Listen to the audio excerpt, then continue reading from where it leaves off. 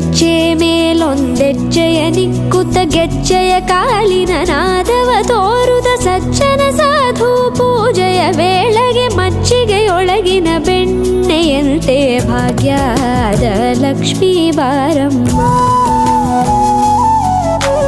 ಹೆಜ್ಜೆ ಮೇಲೊಂದೆಜ್ಜೆಯ ನಿಕ್ಕುತ್ತ ಗೆಜ್ಜೆಯ ಕಾಲಿನ ನಾದವ ತೋರುದ ಸಜ್ಜನ ಸಾಧು ಪೂಜೆಯ ವೇಳೆಗೆ ಮಜ್ಜಿಗೆಯೊಳಗಿನ ಬೆಣ್ಣೆಯಂತೆ ಭಾಗ್ಯದ ಲಕ್ಷ್ಮೀ ಬಾರಮ್ಮ.